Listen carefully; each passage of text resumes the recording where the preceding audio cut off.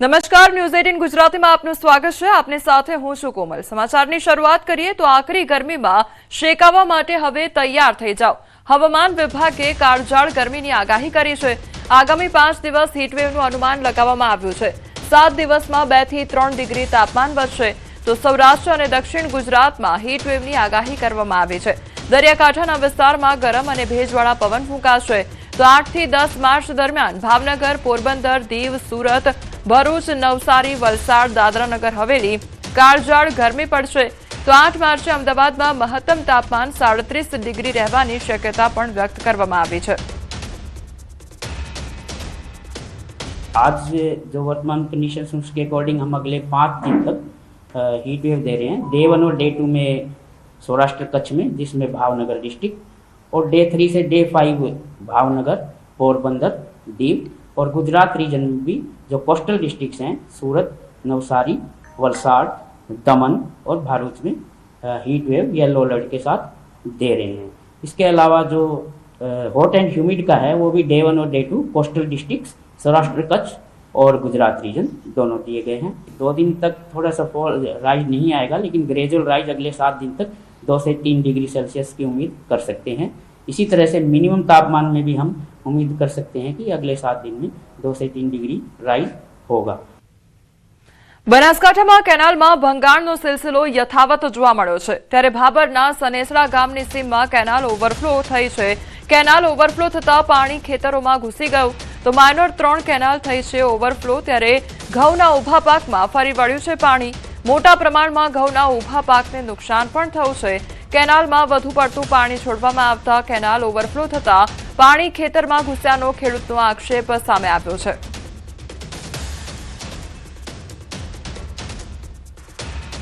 આ કેનાલ વારંવાર ઉભરાશે। અમે રવિવારે વિડીયો બનાવી મેળ્યા છે। સાહેબોને કોઈ અમને કોઈ દવા પાલતો છે નહીં, બરાબર। તો આનો મારે શું નિર્ણય લેવો? ઘઉં મારા બગાડેલ પાક છે મારો, તો આને અમારે ખાશું અમે આ ઘઉં તો બગાડ્યા પરા એમ, તો શું કરવા અમે? ઉનાળાની શરૂઆત થતાં જ દ્વારકાના વિજલપર ગામે નર્મદા નદીનું પાણી છોડવામાં આવ્યું, ત્યારે નવા નીર આવતા ખેડૂતોમાં ખુશીનો માહોલ જોવા મળ્યો છે। ખાસ કરીને ખંભાળિયા તાલુકાના વિજલપર તેમજ આસપાસના અનેક ગામોને નર્મદાના પાણીનો ફાયદો થશે। ખેડૂતો જણાવી રહ્યા છે કે ઉનાળાની શરૂઆતમાં જ પાણી આવતા ઉનાળુ પાકમાં લાભ થશે અને પાણીના સ્તર ઊંચા આવશે, જેના કારણે પાણીની અછત નહીં વર્તાય। તો હાલ પાણી છોડાતા ગામના ચેકડેમો પણ ભરાવા લાગ્યા છે। ગત રોજ નર્મદા નદીનું પાણી છોડવામાં આવ્યું એ વિંજલપર પોઈન્ટથી શરૂ થાય છે। તમામ નાના મોટા ચેકડેમો ભરાશે, ખેડૂતોને ફાયદો થશે, એને પાક મળશે। અને દર વર્ષે સરકાર આવી રીતના જે સમય ગાળા એકલ ધારું 20 થી 25 થી પાણી ન છોડે તો કઈ નહીં, પણ જ્યારે પાણીની જરૂર હોય ને ત્યાં સ્ટેપ બાય સ્ટેપ 12 થી 15 દિનના ગાળે જ્યારે પાણી છોડે ને તો ખેડૂતને જે સિંચાઈ કરવાની હોય પાકમાં એ સમય છે ને પાણી મળી શકે। તો પાણી છોડવાથી દરેક ખેડૂતને કુવાનો જળ ઊંચા આવશે। સુરતના માંડવીમાં નકલી ઘી બનાવવાનું મસમોટું કૌભાંડ ઝડપાયું હતું। માંડવી પોલીસે 810 લીટર શંકાસ્પદ ઘીનો જથ્થો જપ્ત કરી કાર્યવાહી કરવામાં આવી હતી। આ ઘીને યદુગીરી નામની બ્રાન્ડ હેઠળ પેકિંગ કરવામાં આવતું હતું, જેથી ગ્રાહકોને લાગે કે તેઓ કોઈ મોટી કંપનીનું શુદ્ધ ઘી ખરીદી રહ્યા છે। પોલીસે અલગ અલગ સાઇઝના ડબ્બાઓમાં પેક કરેલું કુલ 810 લીટર શંકાસ્પદ ઘી જપ્ત કર્યું હતું। સ્થળ પરથી પેકિંગ માટેના સ્ટીકરો, ઘરેલું ગેસ સિલિન્ડર અને અખાદ્ય પદાર્થોની સાથે તમાકુની કોથળીઓ પણ મળી આવી હતી। તો સવાલ તો એ થાય છે કે આટલા મોટા પાયે નકલી ઘી બનાવતા એકમોને ફૂડ એન્ડ ડ્રગ વિભાગ તેમજ પુરવઠા વિભાગે રજીસ્ટ્રેશન આપતા પહેલા સ્થળ તપાસ કરવામાં આવી હતી કે નહીં? માંડવી પોલીસે હાલ તો જપ્ત કરેલા તમામ ઘીના સેમ્પલ લઈને લેબોરેટરી ટેસ્ટિંગ માટે મોકલી આપ્યા છે।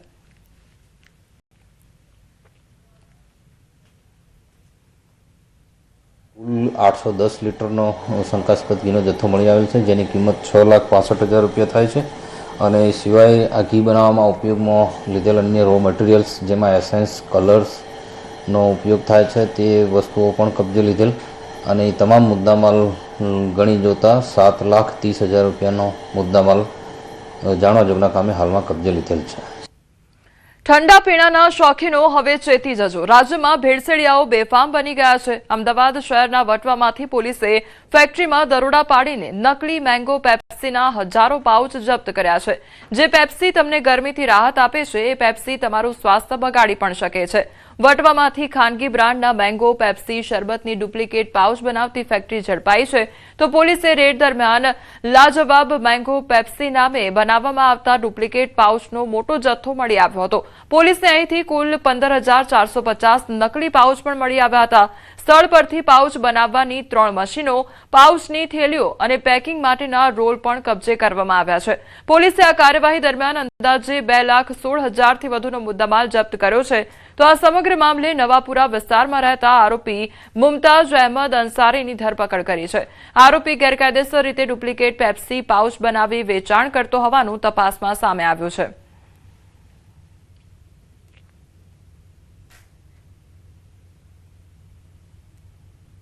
પોલીસે સાથે રાખીને એ લોકોએ શોધખોળ કરી અને એમને શંકા જતા વિસ્તારમાં શંકા જતી વ્યક્તિ ઉપર વોચ કરેલી અને પોલીસે રેડ કરી આરોપી પકડી પાડતા તેમની જે લાજવાબ મેંગો પેપ્સી છે તેનું ડુપ્લિકેશન કરતા આ લોકો પકડાઈ ગયા. પછી એને કોપીરાઇટ એક્ટની કલમ 63-64 મુજબ ગુનો દાખલ કરવામાં આવ્યો છે.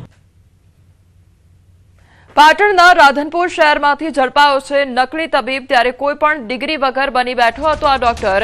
છેલ્લા ઘણા સમયથી કરતો હતો લોકોના આરોગ્ય સાથે ચેડા. તો ઢુકા મોહમ્મદ ઇલિયાસ નામના શખ્સની ધરપકડ કરવામાં આવી છે. એક્સરે મશીન, દવા સહિતનો જથ્થો જપ્ત કરવામાં આવ્યો છે. તો પોલીસે ઘટના સ્થળેથી 5,51,000થી વધુનો મુદ્દામાલ જપ્ત કર્યો છે.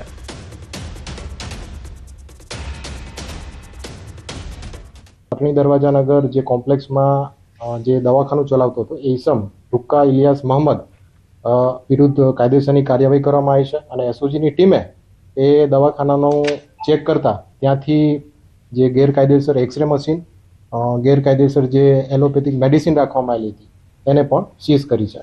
કુલ મુદ્દામાલની વાત કરીએ તો ટોટલ 5,51,136 રૂપિયાનો મુદ્દામાલ એસઓજીની ટીમે સીઝ કર્યો છે. અમદાવાદના નારોલમાં શ્વાને પાડોશી પર હુમલો કરી દીધો. તો ગ્રામ્ય ડિસ્ટ્રિક્ટ કોર્ટના સુપ્રિન્ટેન્ડન્ટ પર હુમલો કરવામાં આવ્યો છે. શ્વાનના માલિકે પણ સુપ્રિન્ટેન્ડન્ટને માર માર્યો. તો જર્મન શેફર્ડ શ્વાને અચાનક હુમલો કર્યો હતો. શ્વાન માલિકે ફરિયાદ ન કરવાની ધમકી આપી હતી. તો શ્વાન માલિક સામે પોલીસ ફરિયાદ પણ દાખલ કરવામાં આવી છે. નારોલ પોલીસે વિજય પારેખ સામે ગુનો નોંધ્યો છે. તો હિંસક બનેલા શ્વાનને એએમસી દ્વારા શેલ્ટર હોમ મોકલવામાં આવ્યો. સીએનસીડી વિભાગ દ્વારા કાર્યવાહી કરવામાં આવી છે. શ્વાનનું રજીસ્ટ્રેશન ન હોવાથી 2,000નો દંડ પણ ફટકારવામાં આવ્યો છે. ઈરાન ઇઝરાયલ યુદ્ધથી ગેસની સ્થિતિને અસર થઈ છે. ત્યારે ગાંધીનગરમાં ગુજરાતની સરકારી ગેસ કંપનીઓ સાથે બેઠક કરવામાં આવી. વિડીયો કોન્ફરન્સના માધ્યમથી બેઠકનું આયોજન કરવામાં આવ્યું. તો નાયબ મુખ્યમંત્રી હર્ષ સંઘવી બેઠકમાં જોડાયા હતા. એલએનજી, એલપીજીની સ્થિતિ પર સમીક્ષા બેઠક કરવામાં આવી છે. તો ગાંધીનગર ખાતે આ બેઠકનું આયોજન કરવામાં આવ્યું છે. સંવાદદાતા ગીતા અમારી સાથે જોડાઈ ગયા છે. ગીતા, જે ગેસની સ્થિતિને પણ અસર પહોંચી છે અને તેને લઈને બેઠકનું આયોજન કરવામાં આવ્યું, આખરે શું ચર્ચાઓ કરવામાં આવી છે? જે વૈશ્વિક યુદ્ધનો અત્યારે પ્રારંભ થયો છે, ઈરાન, ઇઝરાયલ અને એમાં હવે યુએસ પણ જોડાયું છે, તેને લીધે સમગ્ર વિશ્વમાં ઓઇલ અને ઓઇલની લગતી તમામ જે પ્રોડક્ટ છે તેની પર અસર થવાની સંભાવના છે. ખાસ કરીને પુરવઠાને લઈને વિવિધ જગ્યાએ કાપ મૂકવો પડે. બીજું કંઈક સમય એવો પણ આવે કે પુરવઠો નહીવત થઈ જાય, ઓછો થઈ જાય, ભાવ વધે. તો આ તમામ સ્થિતિ ગુજરાતમાં એલએનજી, સીએનજીની, એલપીજીની જે સ્થિતિ છે તે જળવાઈ રહે અને લોકોને મુશ્કેલી ન પડે તે માટે આજે નાયબ મુખ્યમંત્રી હર્ષ સંઘવીએ એક ઓનલાઈન બેઠક યોજી છે. ગુજરાતની જેટલી પણ સરકારી ગેસ કંપનીઓ છે તેની સાથે આજે વિડીયો કોન્ફરન્સના માધ્યમથી ચર્ચા કરી છે. હાલ યુદ્ધને લઈને જે સ્થિતિ બદલાઈ રહી છે તેને લઈને આ સમગ્ર બેઠકનું આયોજન કરવામાં આવ્યું છે. જી ગીતા, સમગ્ર માહિતી બદલ આપનો આભાર. મોરબીનો સિરામિક ઉદ્યોગ હાલ ગેસની અછત અને વૈશ્વિક યુદ્ધની પરિસ્થિતિ વચ્ચે ગંભીર સંકટનો સામનો કરી રહ્યો છે. ઈરાન ઇઝરાયલ વચ્ચે યુદ્ધની અસરથી પ્રોપેન ગેસની સપ્લાય અનિશ્ચિત બની છે. જેના કારણે માત્ર 2 જ દિવસમાં લગભગ 100 જેટલા સિરામિક યુનિટ બંધ થઈ ગયા છે. સિરામિક એસોસિએશનના પ્રમુખના જણાવ્યા મુજબ જો ગેસ સપ્લાયની સમસ્યા હલ નહીં થાય તો આગામી 4 થી 5 દિવસમાં વધુ 400 યુનિટ બંધ થવાની શક્યતા છે. બીજી તરફ ખાડી દેશોમાં નિકાસ પણ લગભગ ઠપ થઈ ગઈ છે અને અગાઉ મળેલા ઓર્ડર પણ સ્થગિત કરી દેવામાં આવ્યા છે.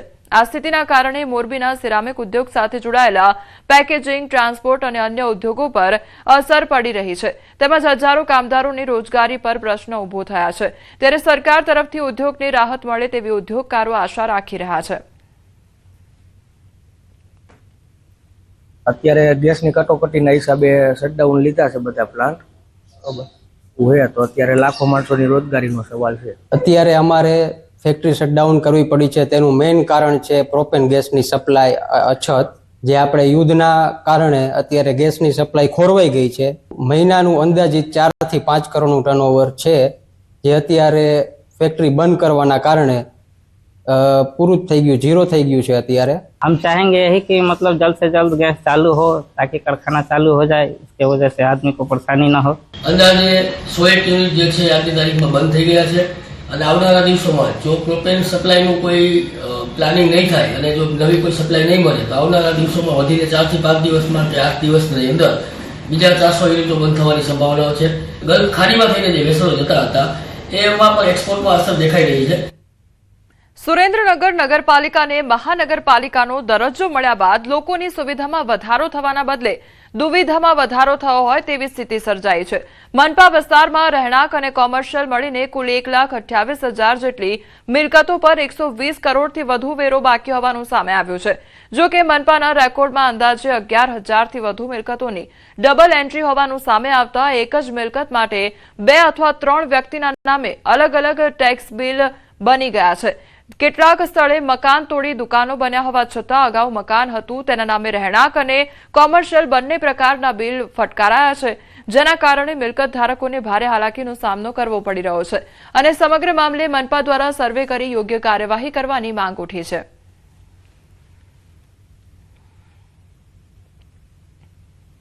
કોર્પોરેશન દ્વારા મિલકત વેરો ઉઘરાવવા માટે નોટિસો આપવામાં આવે છે કે એક વ્યક્તિને 2 તત્તન નોટિસો મળે છે અને જો પૈસા ન ભરે તો એને સીલ કરવામાં આવે છે. 50 વર્ષ જૂના મકાનો હોય એ કોકે પાડીને 2-3 મકાન બનાવ્યા હોય તો એ 2-3 મકાન નવા બને એની નોટિસ આવે ને જૂના માલિકની નોટિસ આવે. ફરીથી તપાસ કરી, સર્વે કરી અને તમામ મિલકતોનું વેરિફિકેશન કરીને પછી જ બિલો ઇસ્યુ કરવા જોઈએ. એ મિલકત ઉપર જે પહેલાનું બિલ્ડિંગ હોય એના પણ બિલ ઠપકારે છે અને નવી જે દુકાનો બની હોય એના પણ બિલ ઠપકારે છે. પણ આપેલ અરજી અને એની તપાસણી કરવાની એ જવાબદારી મહાનગરપાલિકાની છે.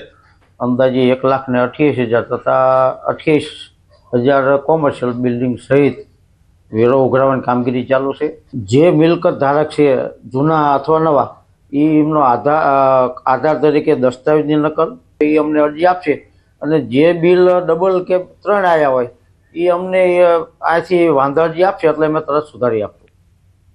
ગરીબ અને મધ્યમ વર્ગના પરિવારો માટે આશીર્વાદ સમાન ગણાતી પ્રધાનમંત્રી જન આરોગ્ય યોજના હવે ભ્રષ્ટાચારી અધિકારીઓ અને ડોક્ટરો માટે જાણે એટીએમ બની ગઈ હોય તેવું ચિત્ર કેશોદ સિવિલ હોસ્પિટલમાંથી સામે આવ્યું છે.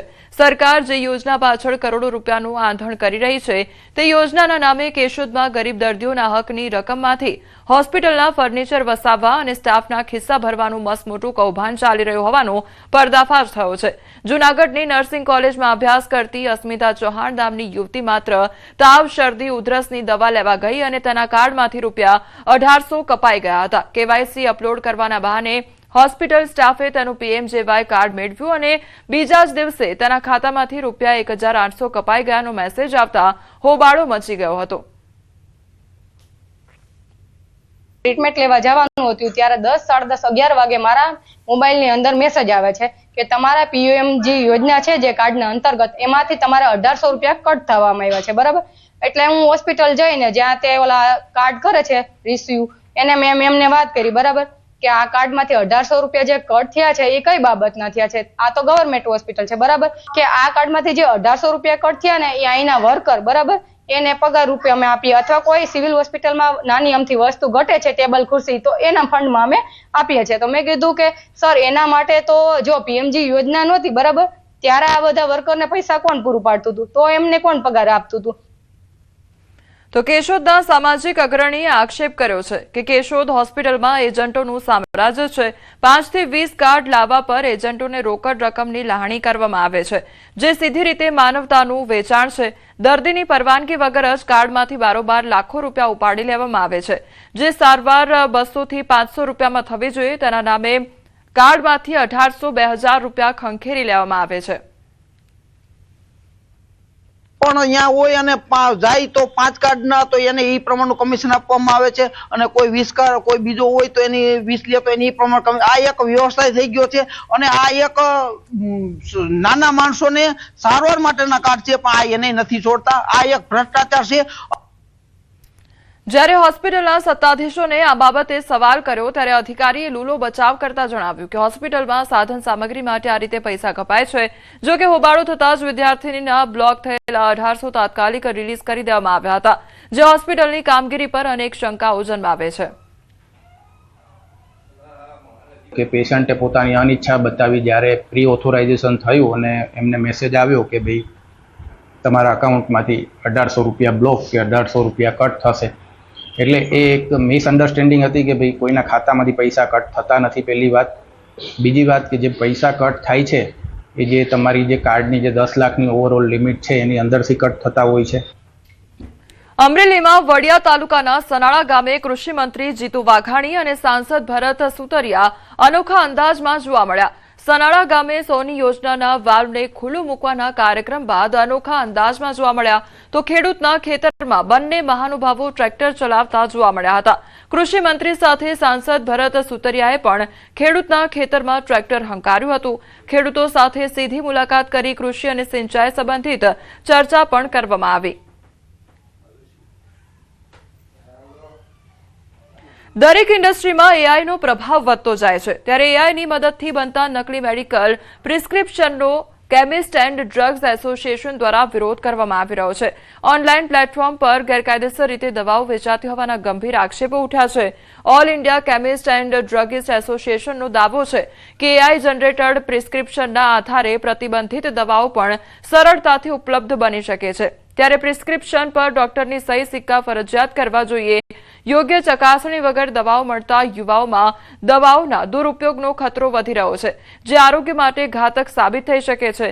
કેમિસ્ટ એસોસિએશને સરકાર પાસેથી તાત્કાલિક કાર્યવાહી કરવાની માંગ કરી છે અને ડ્રગ કંટ્રોલ વિભાગને કડક પગલાં લેવા માટે અપીલ પણ કરી છે।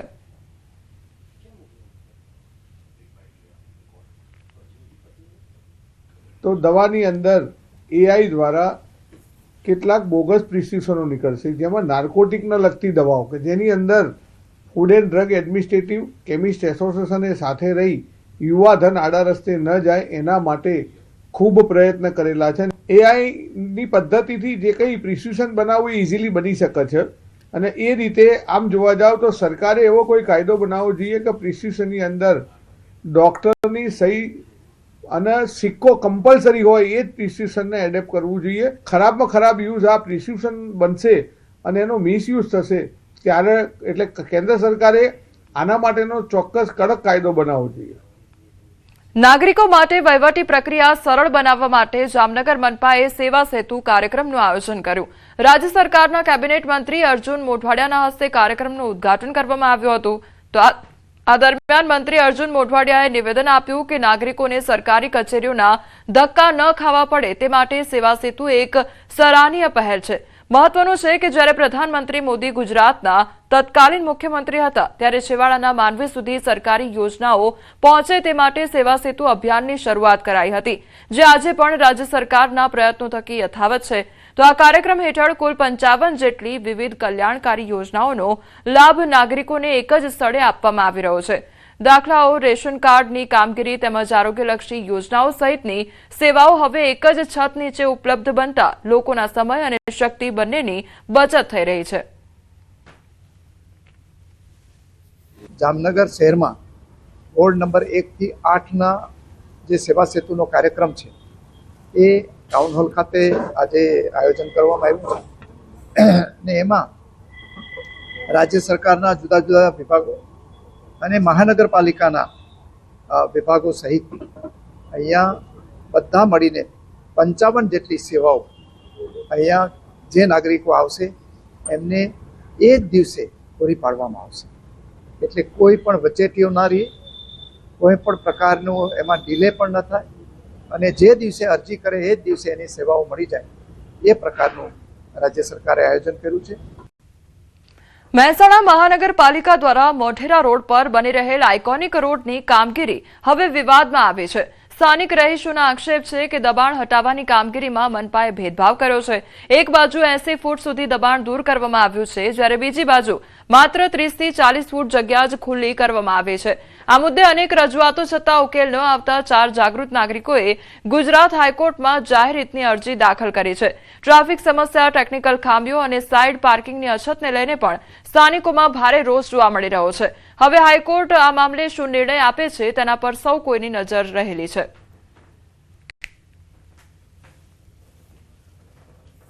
તો મહેસાણા મોઢેરા રોડમાં ઘણા સમયથી વિવાદ ચાલતો હતો કે મોઢેરા રોડ જે જૂનો તો એકદમ સાંકડો બનાવી દીધો, જે મહાનગરપાલિકા આવી આઇકોનિકના નામે, તો એક બાજુ 80 ફૂટના દબાણ તોડી દીધા હતા અને બીજી બાજુ 40 થી 30 ફૂટ હતું, તેમ છતાં એમના દબાણ તોડ્યા નતા. તો અમે અહીંના ધારાસભ્ય, સંસદ સભ્ય, કમિશનર, કલેક્ટરને તમામ લોકોને રજૂઆત કરી તો કઈ અમારું નિરાકરણ ના આવ્યું. એટલે અમે તો હાઈકોર્ટમાં PIL દાખલ કરીએ કે મોઢેરા રોડથી, મોઢેરા ચોકડીથી તે દિદ્યાસન તરફ જે રોડ જાય છે એ બંને બાજુ સરખું એનું દબાણ તોડ્યું નથી. એક બાજુ વધુ તોડ્યું છે, એક બાજુ ઓછું તોડ્યું છે. તો બંને બાજુ સરખું દબાણ તોડી અને નવેસરથી ફરીથી રોડ વ્યવસ્થિત થાય એવી અમારી માંગણી છે. બંને બાજુ સાઈડની એટલી બધી તકલીફ છે કે લારીયાવાળા વચ્ચે ઊભા થઈ જાય, ટ્રાફિક એટલું બધું રહે અને રોડની કોઈ સરખી વ્યવસ્થા નથી. ચોમાસામાં આ રોડ એટલો બધો સોકડો કરી દીધો અને ચોમાસામાં એટલી બધી પાણીની તકલીફ હોય કે ત્યાં સાધન ના નીકળી શકે, કોઈ વ્યવસ્થા નથી. ગુજરાત સરકારના શહેરી વિકાસ વર્ષ 2025 અંતર્ગત ગોધરા નગરપાલિકા દ્વારા લાલબાગ ટેકરી ખાતે સ્વદેશી મેળો 2026નું આયોજન કરવામાં આવ્યું છે, જેનું સાંસદ રાજપાલસિંહ જાદવ અને CK રાહુલજીના હસ્તે ઉદ્ઘાટન કરવામાં આવ્યું હતું. આ મેળાનો મુખ્ય ઉદ્દેશ્ય વોકલ ફોર લોકલ અભિયાનને વેગ આપી સ્વસહાય જૂથોની મહિલાઓને આર્થિક રીતે સશક્ત કરવાનો છે. મેળામાં હસ્તકલા, ખાદ્ય પદાર્થો અને પરંપરાગત વસ્ત્રોના વિવિધ સ્ટોલ્સ દ્વારા સ્થાનિક ઉત્પાદનોનું પ્રદર્શન અને વેચાણ કરવામાં આવી રહ્યું છે, જે શહેરના આર્થિક વિકાસમાં મહત્વનું પ્રદાન આપશે. ગોધરા અને આજુબાજુના જે લોકો રહે છે ને એ લોકો દ્વારા સખી મંડળો અને સ્વસહાય જૂથો દ્વારા જે વસ્તુ બની છે તેનું જે ઉત્પાદન થાય છે અને લગભગ અહીંયા વિવિધ પ્રકારના 50 પ્રકારના જે સ્ટોલ લાગ્યા છે. સાથે સાથે પ્રાકૃતિક ખેતી દ્વારા પણ જે શાકભાજીથી લઈને જે વસ્તુનું ઉત્પાદન થાય છે તેનો પણ અહીંયા સ્ટોલ લાગ્યો છે. ત્યારે બધાને આ પ્રસંગે હું કહીશ કે સ્વદેશી મેળા જે આયોજન થયું છે તેની સ્ટોલની મુલાકાત લે. સ્વદેશી મેળો આયોજિત થયો છે નગરપાલિકા તરફથી, ત્યારે મેં મારો સ્ટોલ રાખેલ છે, જેમાં હું હેન્ડમેડ વસ્તુ બનાવું છું અને એને રિટેલ અને હોલસેલ પ્રાઇસમાં સેલ કરું છું. એના માટે મેં મારા સ્ટોલના પ્રચાર માટે જ મેં અહીંયા આગળ પાર્ટ લીધો છે અને હું ચાહું છું કે મારા સ્ટોલનો વધારે ને વધારે પ્રચાર થાય અને એનાથી મને અને સખી મંડળની બધી બહેનોને ફાયદો થાય. સુરત મહાનગરપાલિકા કચેરી બહાર અચાનક 4 થી 5 ફૂટ ઊંડો ભૂવો પડતા ચકચાર મચી જવા પામી છે. ફાયર ઓફિસરની ચેમ્બર બહાર પડેલા આ ભૂવાના કારણે આસપાસના વિસ્તારમાં ટ્રાફિક જામના દ્રશ્યો સર્જાયા હતા. ઘટના બાદ સુરત મહાનગરપાલિકાના અધિકારીઓએ સુરક્ષાને ધ્યાનમાં રાખીને સ્થળની આજુબાજુ બેરિકેડ લગાવી વિસ્તાર બંધ કર્યો છે.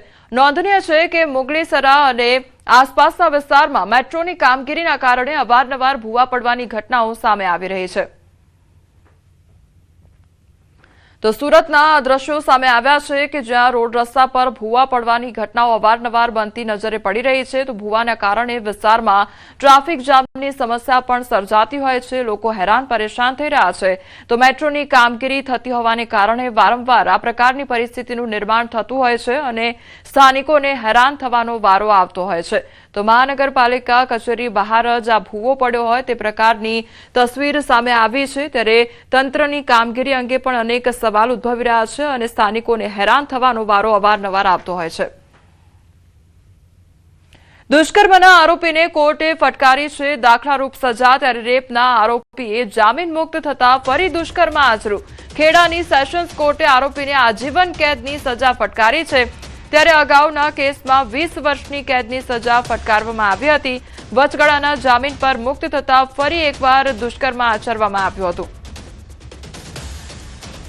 આરોપીએ અગાઉ બળાત્કારના જ કેસમાં, જેનો કેસ નંબર છે 92/19માં બળાત્કાર કરેલો અને તેને 20 વર્ષની સજા અગાઉ થયેલ હતી અને ત્યારબાદ એ જામીન ઉપર છૂટ્યો હતો અને આ જામીન પર છૂટ્યા બાદ ફરીથી આ દીકરીને, બીજી દીકરીને એને આ બળાત્કાર કરેલો એ કેસ આજે ચાલી ગયો.